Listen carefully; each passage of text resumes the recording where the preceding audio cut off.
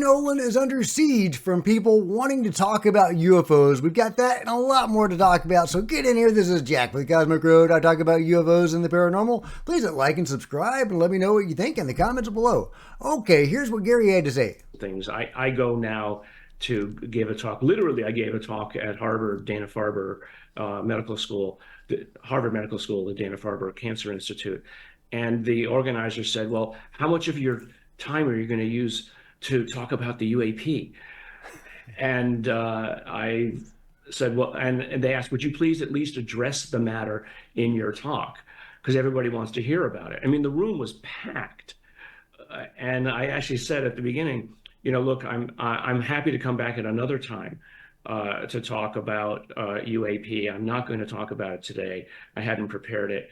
And that's the third time in recent months that I've been asked to take time out of my day talk that I was invited to originally to talk about UAP because people are so excited. So, there's not a dinner I go to. That evening at Dana-Farber for the dinner, all anybody wanted to talk about was UAP. I love that. They didn't want to talk about the stuff about the cancer. I mean, we talked about it a little bit. They're like, okay, that's great, Gary. You published that. Right. We want to talk about the UAP. They want to talk about the UAP, guys, and that is extremely encouraging. I love it. To watch more from Gary and also Peter Skafish, check out Matt Ford's show, The Good Trouble Show. You know, a great interview between the two of those guys. But yeah, I'm just so encouraged that there's a movement. People are galvanized now about UFOs and UAP. They're bugging Gary for more information about it, and that is a really encouraging sign. Richard Dolan is also encouraged. He says that although the Schumer-Rounds amendment may have been stripped, he is actually hopeful. Despite the setback, I actually remain somewhat hopeful. We'll say somewhat hopeful about the future of UAP disclosure in general. There's been a lot of momentum developing, and I wrote a book on this subject over a decade ago, and I've always had a back and forth attitude about the real success of a genuine, truthful, honest UFO disclosure. I must say, in the last year, things have moved farther ahead than I thought that they would. So I guess what I'm saying here is that the failure of the UAP Disclosure Act, and I do consider the gutting of this act essentially a failure, it does not necessarily affect the likelihood of other positive outcomes. For example, hearings in the Congress or Senate. Yeah, I'll link to the full video and you can watch it at your leisure. But yeah, we have multiple avenues for UFO disclosure. We've got hearings, we got the field hearings, possibly on site at some of these reverse engineering facilities. That's what Tim Burchett alluded to. Could they go to Lockheed Martin or Battelle or any of these other companies that seem to have this material and do a field hearing there? It would probably be outside on the lawn with guns pointed at them. Not really, but it probably wouldn't be inside the facilities with a UFO. But hey, who knows, guys? It's possible. It is theoretically possible. But we've got field hearings. We've got whistleblowers coming out. Danny Sheehan says he believes that all 40 of David Grush's whistleblowers are going to come out this year. That seems super unlikely to me, but hey, you never know. You never know. And then there's Michael Herrera, who said right here on Cosmic Road that the Schumer-Rounds amendment may be down, but it's not out. Eminent domain that was supposed to be signed into this bill that was gutted not too long ago, eminent domain was supposed to be a part of that. Now it's not off the table yet because all it means is that they have to go through some more red velvet rope and try to basically figure out another way to get that done. So it's not off the table yet, and everybody thinks it is. It's not. There's some crazy stuff going behind the scenes that I wish I could tell everybody, but just know that there's some good people behind the scenes trying to make this stuff work. Eminent domain that was supposed to... Yeah, I'm sure there are, Mike, and I would love to be able to hear about all that crazy stuff going on behind the scenes, but I would rather you actually do it. So I can't wait to see what you and others have got on the table for us. But yeah, guys, we've got multiple avenues to UFO disclosure. The Schumer-Rounds amendment could be revamped. eminent domain could be put back in. We got whistleblowers. We got field hearings. Gary Nolan is being besieged by people wanting to talk about UFOs. It's the zeitgeist, guys. It's the zeitgeist. Speaking of which, UFO commercials are everywhere. People were posting their favorite UFO commercial from the Super Bowl. Obviously, Martin Scorsese's commercial is probably the best, or inarguably the best. Great commercial, but the Oreo commercial may have gone under the radar. That's right, even Oreos are getting into the UFO game. Check that out. I am not sponsored by Oreos, but that's making me hungry. Meanwhile, there's speculation on why David Grush's attorney, Charles McAuliffe III, former IG, was not on the Soul Foundation. Well, Mike Colangelo, as I've always pronounced his name, but I was recently corrected. It's actually a joke. It's Michelangelo. Okay. All right. Well, Michelangelo says David Grush's attorney not on the Soul Foundation website anymore. There's a quote, "Does anyone know why Charles McAuliffe is not on the Soul Foundation site anymore?" Gary Nolan answers the question. Administration paperwork and rules for an organization with which he is associated. Very mundane stuff. Chuck follows the letter and meaning of the rules. He'll be back. So yeah, so no big conspiracy, says Gary. McAuliffe will be back. Oh, check this out. A giant elephant worshipped in India. Oh man, this is amazing. That is a big elephant. That is incredible. Wow. Look at that. Look at that.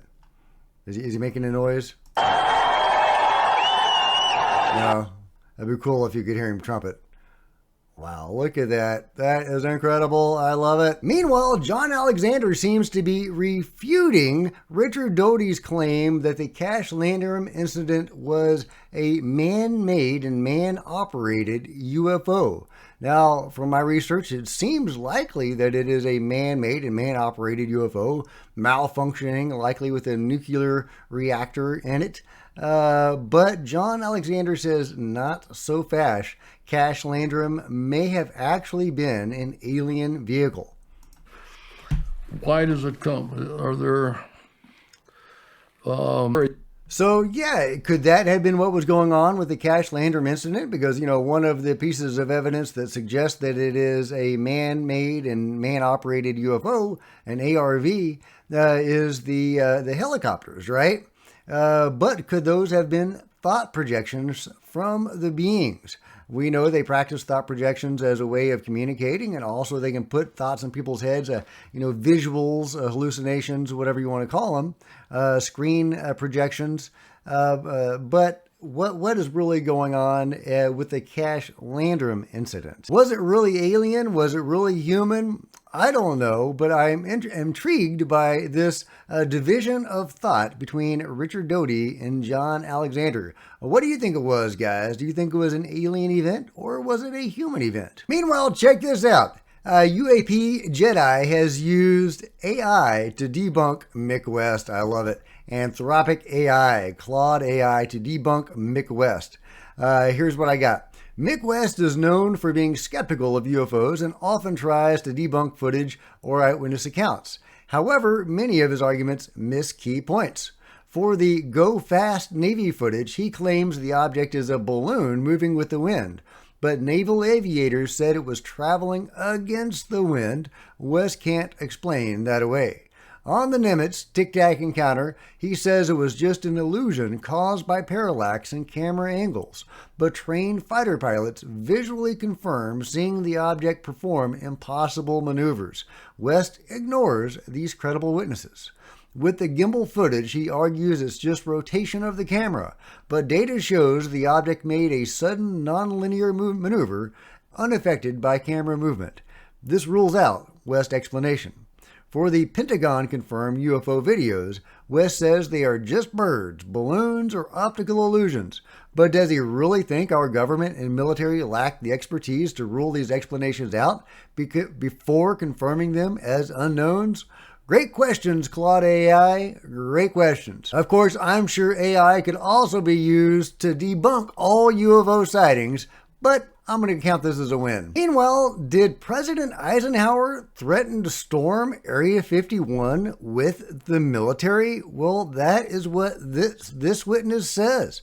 This is ex-CIA U.S. Army Signal Corps Oscar Wayne Wolf, a.k.a. Agent Cooper Stein, and he says exactly that. This is insane. Yeah. Mm-hmm. This is his deathbed confession. He's not in the greatest shape during the confession, but his information is mind-blowing. So he said, he is the president, President Eisenhower. I want you and your boss to fly out there. I want you to give him a personal message. And he says, I want you to tell them, whoever is in charge, that's at Area 51. tell them that to get in, they have this week, coming week, to get into Washington and to report to me. And if they don't, I'm going to get the First Army from Colorado, and we're going to go over, we're going to take the base over. I don't care what kind of classified material you got. We're going to rip this thing apart. Eisenhower was going to invade Yes, Area 51. Eisenhower was going to invade Area 51. That is insane. I would love to know the sequel to this event. What exactly happened? Did Eisenhower bully the heads of Area 51 into coming to Washington to reveal all? Was this before or after the alleged meeting with the beings? This is a crazy story, but I believe it. I don't think this man is lying. So yeah, but let me know what you think about that amazing testimony and everything else covered today in the comments below. And if you've enjoyed this video, please give me a big thumbs up. I sure appreciate it. Smash the like button and the subscribe button. Join me on social media. If you want to support Cosmic Road in a bigger way, please consider grabbing some merch in the merch store or by becoming a channel member. Channel members are rock stars, and I really appreciate you guys' support. Thank you. Meanwhile, there are plenty of other videos on the channel, and I'll see you guys next time. This is Jack with Cosmic Road, signing out.